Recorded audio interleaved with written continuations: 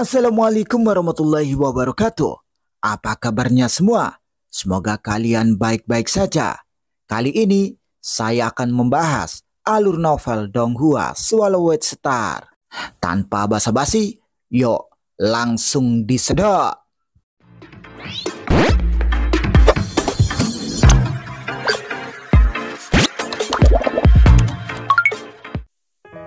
Melanjutkan dari cerita sebelumnya.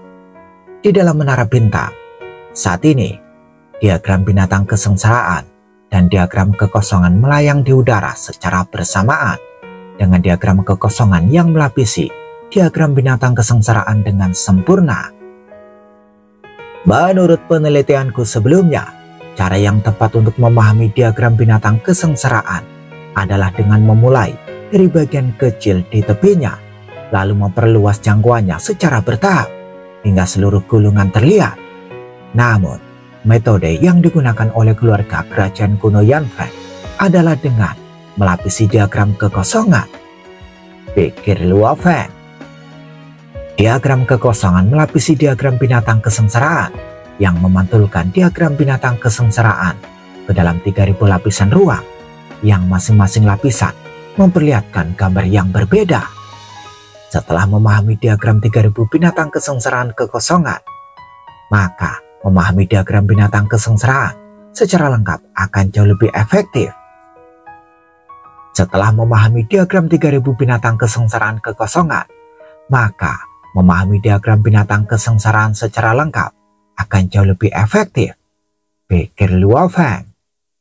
Luo Feng mengamati lapisan pertama diagram kekosongan yang mencerminkan gambar. Lapisan pertama menggambarkan seekor binatang buas dan mengerikan yang mengalami berbagai kesengsaraan. Setiap kesengsaraan menyebabkan binatang itu terus berubah. Setelah mengalami berbagai kesengsaraan, binatang itu menjadi berkilau dan bersinar dengan cahaya cemerlang yang terpancar dari hatinya, menerangi jiwa Luo Feng. Setelah mengalami lapisan pertama, dunia luar sudah cerah. Inikah tujuan utama diagram binatang kesengsaraan? Untuk memberiku pemahaman terlebih dahulu, pikir Luo Feng. Dia segera mulai memahami lapisan kedua diagram kekosongan yang mencerminkan gambaran yang dipenuhi dengan keputusasaan dan kematian yang tak berujung. Diagram binatang kesengsaraan 3000 kekosongan memungkinkan seseorang untuk memahami diagram binatang kesengsaraan dari berbagai perspektif. Saat ini, Luo Feng duduk sendirian di puncak gunung tempat tinggalnya sambil memperhatikan gerimis lembut yang mulai turun dari langit. Luo Feng telah membenamkan dirinya dalam diagram binatang kesengsaraan 3000 kekosongan, tetapi setelah memahami hanya 8 lapisan, ia memutuskan untuk berhenti. Di satu sisi, pikirannya terasa lelah dan butuh istirahat, dan di sisi lain, ia perlu istirahat untuk merenung dalam-dalam. Pengalaman binatang kesengsaraan berbeda dengan pengalaman kultivator biasa. Luo Feng merenung. Binatang itu terlahir dengan menghadapi banyak sekali kesengsaraan yang masing-masing dirancang untuk mendorongnya ke dalam keputusasaan dan kematian. Dalam dunia pembudidaya ada keteraturan, akan tetapi binatang kesengsaraan hanya mengalami kesengsaraan yang tiada habisnya. Jika ia putus asa dan menyerah, ia akan mati. Setiap kesengsaraan akan meredamnya, dan bertahan hidup dari setiap kesengsaraan itu bagaikan terlahir kembali dari abu. Namun, apa yang terjadi selanjutnya adalah kesengsaraan lainnya. Rangkaian kesengsaraan yang tampaknya tak berujung. Saya menggigil hanya karena mengalami tujuan utamanya, pikir Luo Feng. Dia juga telah melalui berbagai kesulitan dan percobaan hidup dan mati. Namun, tidak ada apa-apanya dibandingkan dengan apa yang telah dialami binatang kesengsaraan. Kesengsaraan yang tiada henti itu terasa seperti suatu aturan yang tinggi dan perkasa. Luo Feng merenung, merasakan bahwa aturan yang agung ini berbeda dari hukum tertinggi. Pikiran tampaknya adalah yang paling rapuh, tetapi begitu keinginan pikiran hancur, bahkan tubuh dewa atau senjata rahasia yang paling kuat pun tidak akan mampu melepaskan kekuatan penuhnya. Namun, jika pikirannya kuat, hanya dengan kemauan keras, seseorang dapat menyingkirkan musuh-musuhnya yang kuat. Pikiran adalah kelemahan, tetapi bisa juga menjadi senjata paling ampuh. Pada saat ini, Luo Feng juga merasa kagum pada binatang kesengsaraan. Setelah mengalami kesengsaraan yang mengerikan, ia akhirnya mencapai pantai seberang dan mengalami kelahiran kembali yang lengkap. Tiba-tiba, Luo Feng merasakan Morosa di dalam menara bintang, meminta untuk keluar.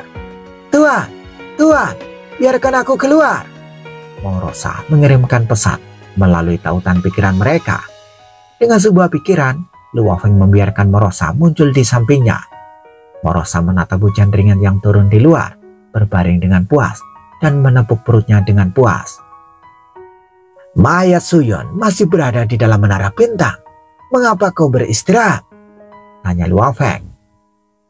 "Aku agak kekenyangan," jawab Morosa yang berbaring dengan nyaman dan mengirimkan pesan melalui tautan pikiran mereka. "Pertama-tama, aku menyerap mayat dewa sejati abadi lainnya, tetapi mereka hanya memberiku bantuan sedang. Namun tubuh Yu Tianhu terlalu kuat dan garis keturunannya sangat istimewa. Setelah menyerapnya, aku merasa terlalu kenyang dan tidak dapat mencernanya dengan segera," kata Morosa. "Kau bisa kenyang juga," Luo Feng menggoda melalui tautan pikiran. Morosa berdiri dengan bersemangat dan mengirimkan pesan melalui tautan pikiran mereka. "Saya merasa bahwa setelah mencerna selama beberapa waktu, bahkan tanpa menyerap tubuh dewa lainnya, saya dapat mencapai alam kekacauan dalam beberapa era. Tuan, jika saya terus menyerap tubuh Suyon dalam beberapa hari, saya pikir setelah saya selesai menyerapnya, saya dapat langsung mencapai alam kekacauan." Mendengar itu, Luo Feng terkejut. "Kau akan mencapai alam kekacauan secepat ini?" Luo Feng menatapnya. "Tubuh Dewa Yu Tianhu sebanding dengan tubuh dewa tak terbatas. Meskipun ukurannya lebih kecil, tetapi garis keturunannya luar biasa. Adapun tubuh Dewa Suyun, daya tariknya bagiku bahkan lebih besar daripada Yu Tianhu." Morosa mengirim pesan melalui tautan pikiran mereka. "Aku yakin setelah menyerap tubuh Suyun, aku pasti akan mencapai alam kekacauan." "Tuan, kapan Anda akan mencapai alam kekacauan?" Morosa sengaja bertanya melalui tautan pikiran. Luo Feng menatapnya. "Bagaimana dengan latihan tekadmu? Nanti bagaimana kalau kita berlatih teknik tekad di menara bintang?" tanya Luo Feng balik. Morosa tersenyum malu. "Cepat ajari Qingyan. Anak itu bahkan belum memahami 10 hukum dasar," kata Luo Feng. "Iya, iya." Morosa tidak berani menyombongkan diri dan segera berubah menjadi bayangan, terbang menuruni gunung untuk menemukan Moyu Qingyan. Luo Feng menggelengkan kepalanya sedikit. Hari-hari berlalu dan Luo Feng menghabiskan hampir seluruh waktunya untuk memahami diagram binatang kesengsaraan, hanya beristirahat setiap beberapa hari. Di suatu hari, "Tuan, Tuan!" Moyu Qingyan segera mengirim pesan. "Ada apa?" Luo Feng saat ini berada di dalam aula bawah tanah menara bintang, sedang memahami diagram binatang kesengsaraan. Seseorang menyampaikan sepucuk surat. Katanya itu adalah surat tulisan tangan dari Marquis Liu Yin.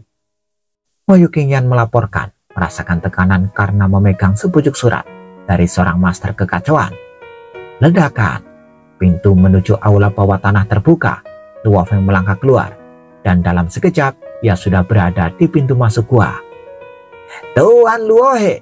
Sesosok makhluk batu berdiri di pintu masuk, tersenyum hangat. "Saya, Chen Shijiu dari kamar dagang Qianxi. Saya telah dipercaya oleh Marquis Liu Yin untuk menyampaikan surat tulisan tangan ini kepada Anda." "Terima kasih, Presiden Chen," kata Luo Feng. "Saya hanya sekedar mengirim surat, jadi aku pamit dulu," kata makhluk batu itu sambil tersenyum. Sebagai Presiden Kamar Dagang Qianxi cabang kota Huyang, ia memegang jabatan tinggi di kota itu, tetapi dia tetap rendah hati di hadapan Luo Feng. Luo Feng mengambil surat itu dan memperhatikan makhluk itu pergi. Setelah menutup pintu, Luo Feng kembali ke puncak gunung dan bersiap membaca surat itu. Tepat saat dia merusak segel di lapisan luar, berdengung. Surat itu terbakar, berubah menjadi kumpulan api berwarna darah, mengejutkan Luo Feng. Penjelmaan kekuatan dewa ya. Luo Feng segera mengenalinya. Jejak kekuatan dewa yang mengerikan telah tersembunyi di dalam surat itu, dan dengan menghancurkan segelnya, dia telah memicunya. Api berwarna darah itu mengembun menjadi sosok yang mengenakan baju besi merah tua, memancarkan aura malapetaka yang gelap. Dia tersenyum pada Luo Feng, matanya menyala dengan dua api berwarna darah. Meskipun dia tersenyum, Luo Feng masih bisa merasakan teror gelap dan ancaman besar. Marquis Liu Yin. Luo Feng mengenali sosok itu dari informasi dasarnya. Ini aku. Marquis Liu Yin mengangguk sambil tersenyum. Aku mendengar bahwa dewa sejati abadi yang luar biasa telah muncul di kota Huyang. Jadi aku datang untuk menemuimu secara pribadi. Marquis, kau menyanjungku. Dibandingkan denganmu, kami dewa sejati abadi. Tidak ada apa-apanya. Luo Feng segera menjawab. Hari ini kau adalah dewa sejati abadi, tetapi mungkin di masa depan kau juga akan menjadi master kekacauan, kata Marquis Liu Yin sambil menatap ke arah kota yang luas. Kota Huyang adalah tempat yang indah. Aku bermaksud menjadikannya bagian dari wilayahku. Bagaimana menurutmu? Luo Feng segera menjawab. Konflik antara daerah kekacauan Liu Yin dan daerah kekacauan Sembilan Jiang bukanlah sesuatu yang dapat diputuskan oleh dewa sejati abadi sepertiku. Marquis Liu Yin menatap dunia yang luas dan mendesah. Benua asal adalah tempat kekuatan campuran, dan setiap sumber daya diklaim oleh seseorang. Bahkan Raja Dewa jarang memiliki kesempatan untuk mengklaim sumber daya yang paling berharga. Untuk menapaki jalan kultivasi dan mengembangkan kehidupan ke tingkat yang lebih tinggi, kultivasi pribadi adalah satu bagian, dan sumber daya adalah bagian yang lain. Lanjut Marquis Liu Yin sambil menatap Luo Feng. Wilayah kekuasaan seorang master kekacauan dapat terus menghasilkan sumber daya. Sayangnya, saya hanya memiliki wilayah kekuasaan satu wilayah kekacauan yang terlalu kecil. Luo Feng mendengarkan dengan tenang. Menurut aturan kerajaan Xi, seorang master kekacauan hanya dapat memiliki satu wilayah kekacauan sebagai wilayah kekuasaannya. Jika mereka menginginkan lebih, mereka harus menaklukkannya sendiri, kata Marquis Liu Yin. Wilayah kekacauan Sembilan Jiang yang berdekatan dengan wilayahku adalah target yang paling cocok. Demi jalur kultivasiku, aku perlu memperluas wilayahku, kata Marquis Liu Yin. Tidak seorang pun dapat menghentikanku. Menghalangiku berarti menghalangi jalur kultivasiku. Suara Marquis Liu Yin mengandung tekad yang gigih.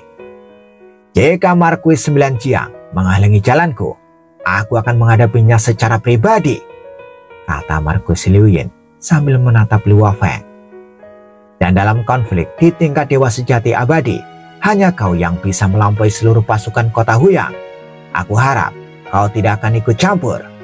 Jika kau tidak ikut campur, aku akan memberimu hadiah dan kita bisa berteman. Tetapi jika kau ikut campur dan merusak rencanaku. Marquis Liu Yin menatap Luo Feng. Pikirkanlah, apakah layak mempertaruhkan nyawamu demi Marquis Sembilan Jiang yang tidak ada hubungannya denganmu? Setelah berbicara, sosok Marquis Liu Yin menghilang. Marquis Liu Yin hanya datang untuk mengintimidasi Luo Feng karena tahu bahwa Luo Feng dikenal karena kebenciannya terhadap kejahatan dan sulit untuk digoyahkan. Oleh karena itu, ia memutuskan untuk memberikan sedikit tekanan. Marquis Liu Yin ini tampaknya bertekad untuk merebut wilayah kekacauan Sembilan Jiang.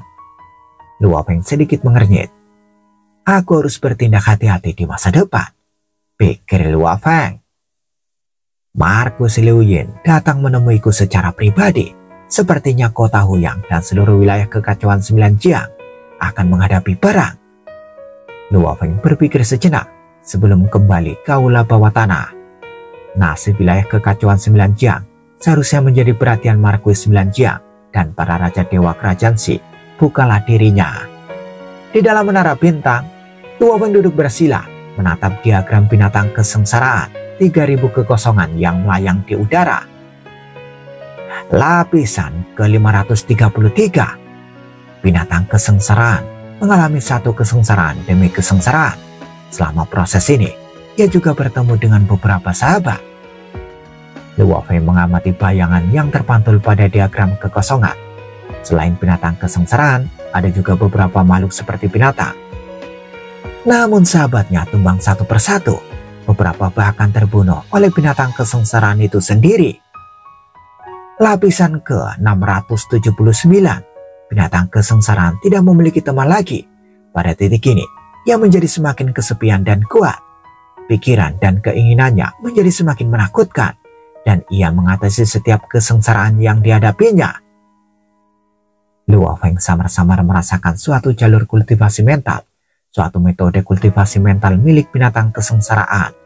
Pada saat ia mencapai lapisan ke-600, pikiran dan kemauan binatang kesengsaraan telah tumbuh ke tingkat yang sangat mengerikan, jauh melampaui keadaan Luo Feng saat ini.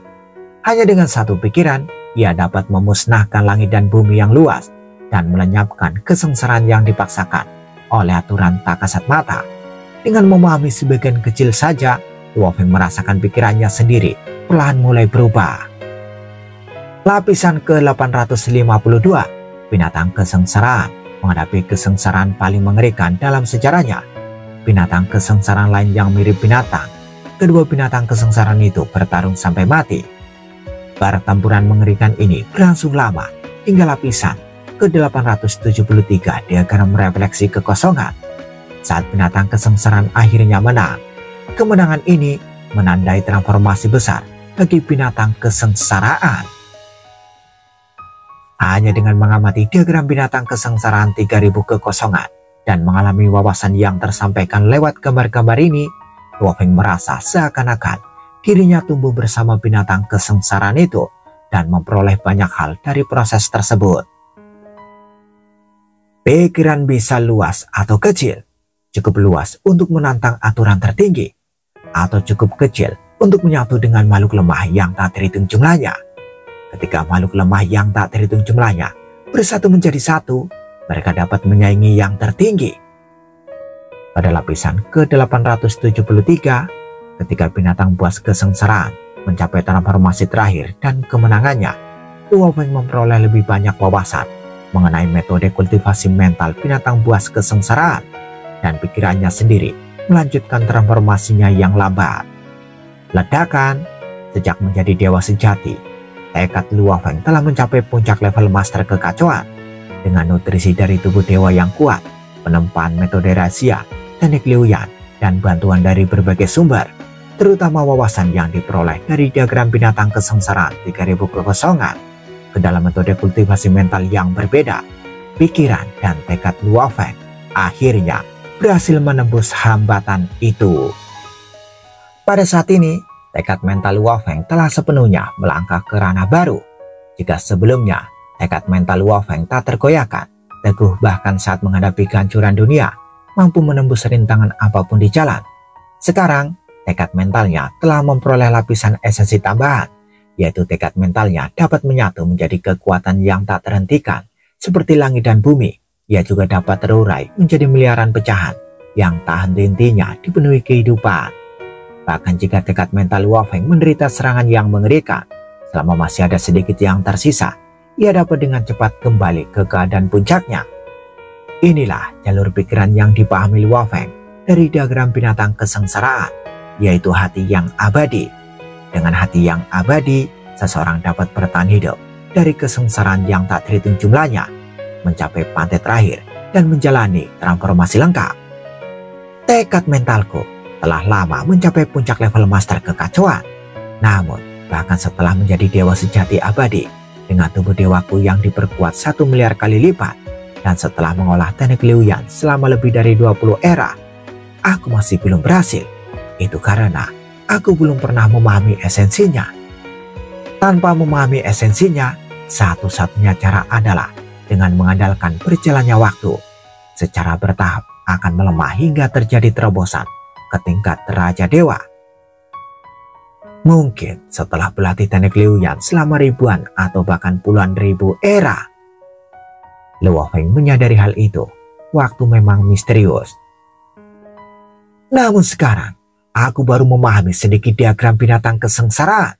Dan itu sudah menyebabkan transformasiku, pikir Luo Feng.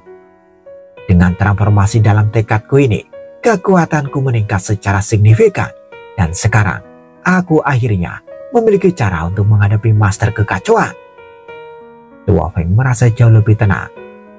Menurut informasi dari guruku, di antara para master kekacauan, hanya sedikit yang memiliki tekad mental yang menembus ke tingkat Raja Dewa.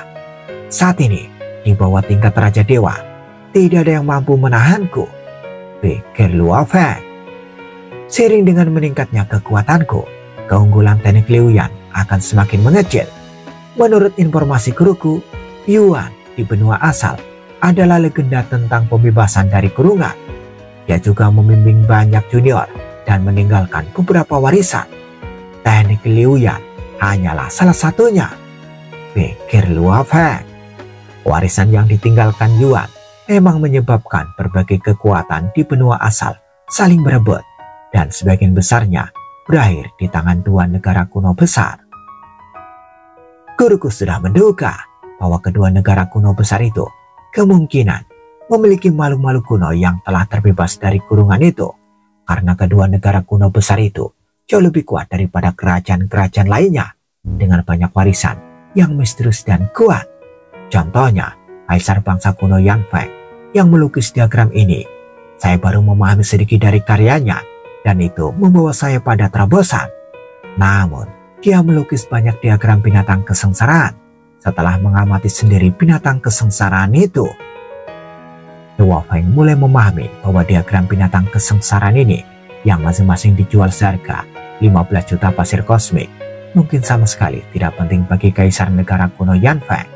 Yang ia pedulikan adalah proses melukis diagram binatang kesengsaraan berulang kali. Setiap kali ia melukis, itu mungkin merupakan suatu bentuk pengembangan mental. Seberapa besar tekad mental yang dimiliki kaisar yang melukis diagram binatang kesengsaraan ini, pikir Luo Feng. Meskipun dia hanya melihat sebagian dari diagram binatang kesengsaraan 3000 kekosongan, dia sudah bisa merasakan perbedaan besar antara tekadnya sendiri dan tekad pelukis. Tekad mentalnya baru saja melangkah ke ambang level Raja Dewa. Lalu bagaimana dengan kaisar itu? Bangsa kuno Yan Feng memang tak terduga. Jika seorang kaisar saja begitu menakutkan, mungkin ada banyak makhluk serupa, pikir Luo Feng. Dia tidak merasakan sedikit pun kesombongan karena tahu ada banyak yang lebih kuat darinya. Namun dia juga tidak merasakan rasa rendah diri. Bagaimanapun, tekad mentalnya telah mencapai level Raja Dewa selama tahap Dewa Sejati Abadi. Saat ini, Luo Feng melirik diagram binatang kesengsaraan 3000 kekosongan yang melayang di udara dan meninggalkan menara bintang sambil berpikir. Setelah keluar dari aula bawah tanah, Luo Feng melihat Morosa sedang makan dan minum dengan santai di kaki gunung. Sudah lama sekali dan kamu belum selesai mencerna, kata Luo Feng sambil melangkah dan muncul di dekat Morosa. Morosa menyeringai malu. Aku tidak bisa menyia-nyiakan manfaatnya. Aku harus mencernanya sepenuhnya. Kurasa dalam beberapa hari, aku akan bisa menyendiri lagi. Saat itu, alamku juga akan mengalami terobosan, dan aku akan mampu menguasai banyak teknik rahasia bawaan. Morosa mengirimkan pesan melalui tautan pikiran mereka. Aku juga bisa menunjukkan hukum kekacauan yang lengkap kepada Tuan. Itu terserah kamu, kata Luo Feng tersenyum tipis. Tuan, Anda tampak berbeda hari ini, kata Morosa sambil menatap Luo Feng. Aku telah memperoleh beberapa wawasan dalam kultivasiku. Makalah dengan perlahan, kata Luo Feng. Setelah itu, Luo Feng melesat menuju puncak gunung. Morosa mendongak, bergumam pada dirinya sendiri. Beberapa wawasan? Jika Anda terus memiliki wawasan, aku akan mencapai alam kekacauan terlebih dahulu. Pikiran tentang menjadi lebih kuat dari tuannya membuat Morosa merasa sangat senang. Scene berganti. kembali ke kampung halamannya di miniatur alam semesta Luofeng. Luofeng dan istrinya, Susin, sedang bepergian dengan santai. Miniatur alam semesta dengan diameter 100 miliar tahun cahaya merupakan rumah bagi peradaban manusia yang berkembang pesat. Meskipun Luofeng dapat merasakan planet yang tak terhitung jumlahnya di miniatur alam semestanya hanya dengan satu pikiran, melakukan hal itu akan menghilangkan kesenangannya. Sebaliknya, ia bepergian bersama istrinya menjelajahi berbagai tempat dengan penuh minat. Luofeng, ayo temani aku melihat pohon dewa di planet ini. Sungguh menakjubkan, bahwa lebih dari 70% planet ini terdiri dari satu pohon dewa, kata Susin. Silakan, kata Luofeng. Aku punya sesuatu untuk dilakukan hari ini. Silakan, Susin terkejut. Tidak bisakah kau mengirim reinkarnasi kekuatan dewa untuk menanganinya? Kau bahkan tidak punya energi untuk menemaniku, kata Susin. Hari ini berbeda, Luofeng menggelengkan kepalanya. Bahkan tubuh asliku yang berada jauh di ujung lain jalur reinkarnasi perlu beristirahat dan fokus sepenuhnya pada masalah ini, kata Luofeng. Ada apa? Tanya Susin penasaran. Berurusan dengan alam semesta asli, jawab Luofeng. Susin terkejut. Berurusan dengan alam semesta asli? Ya, aku membutuhkannya untuk membuka sepenuhnya tanah asal alam semesta asli untukku, Luofeng menjelaskan. Pada era reinkarnasi terakhir, ketika alam semesta asli hancur, aku memasuki tanah asal. Namun pada saat itu, alam semesta asli hanya mengizinkanku memasuki sudut kecil tanah asal. Sekarang, aku ingin agar semua bagian di tanah asal alam semesta asli terbuka sepenuhnya tanpa ada rahasia dariku, kata Luofeng. Membuka sepenuhnya setiap bagian dari tanah asal? Susin tidak sepenuhnya mengerti, tetapi dia tahu ini adalah sesuatu yang luar biasa. Dalam situasi seperti ini, hidup dan matinya tekad alam semesta asli akan berada di tanganku, jelas Luofeng. Aku bisa menghapus kehendaknya kapan saja, menggantinya dengan kehendakku sendiri, dan mengambil alih kendali seluruh alam semesta asli. Jadi, kehendak alam semesta asli tidak akan mudah menyetujui. Aku tidak bermaksud menghapus tekadnya. Aku akan memberinya kesempatan untuk bertahan hidup, tetapi hanya jika ia membuka tanah asal sepenuhnya untukku, kata Luofeng. Apakah kamu cukup percaya diri? Tanya Susin. Dulu aku tidak bisa melakukannya, tapi sekarang aku bisa melakukannya, jawab Luofeng. Kalau begitu, berhati-hatilah. Susin tahu pentingnya misi suaminya. Alam semesta aslilah yang perlu berhati-hati, kata Luofeng tersenyum tipis. Pada saat ini, seutas kekuatan dewa reinkarnasinya telah meninggalkan miniatur alam semesta, melintasi Kampan, langsung menuju alam semesta asli. Pada saat ini, tubuh asli Luofeng dan reinkarnasi lainnya sedang beristirahat dengan abri seluruh kesadarannya terfokus pada satu untaian reinkarnasi kekuatan dewa ini, membuat kesadarannya luar biasa luas. Kemudian, saat reinkarnasi kekuatan dewa Luofeng mendekati alam semesta asli, tekad mentalnya yang tak terlihat menghancurkannya. Di satu sisi ada reinkarnasi kekuatan dewa yang lemah, di sisi lain adalah alam semesta asli yang luas sekali, namun tanpa batasan aturan tertinggi. Saat tekad mental Luofeng bertabrakan dengan alam semesta asli, tekad alam semesta asli mulai bergetar. Bus! Sebuah riak terpancar, menanyakan tentang niat Luofeng. Kehendak alam semesta asli, kamu harus tahu bahwa sebagai makhluk yang lahir di alam semesta asli, begitu aku cukup kuat, aku berhak mengendalikan alam semesta asli. Ini adalah kesempatan kultivasi yang diberikan kepadaku oleh hukum tertinggi, kata Luofeng menyampaikan pikirannya. Kehendak alam semesta asli merespon dengan riak-riak, memperlihatkan kemarahan dan kegelisahan. Kau mengerti, kau tidak bisa mengancamku, Luofeng terus menyampaikan pikirannya. Aku memberimu dua pilihan. Satu adalah membuka sepenuhnya tanah asal alam semesta asli kepadaku tanpa meninggalkan rahasia. Tekadmu dapat terus ada dan kau masih dapat mengendalikan alam semesta asli. Jalan lainnya adalah menolak, dan keinginanku akan memasuki alam semesta asli, bahkan memasuki tanah asal. Pada saat itu, aku akan menghapus keinginanmu dan mengambil kendali penuh atas alam semesta asli. Kehendak alam semesta asli mengirimkan Ria. Ia sedang bernegosiasi. Tanah asal sangatlah penting baginya, seperti halnya hati dewa sejati. Jika dibuka sepenuhnya, Luofeng dapat menghapus keinginannya kapan saja, hingga tidak ada kekuatan untuk melawan. Mereka hanya bersedia membuka sebagian saja dan menolak membuka area paling penting. Pada sambung, bagaimana kelanjutan kisahnya? Tunggu jawabannya di episode selanjutnya. Dadah, semoga paham.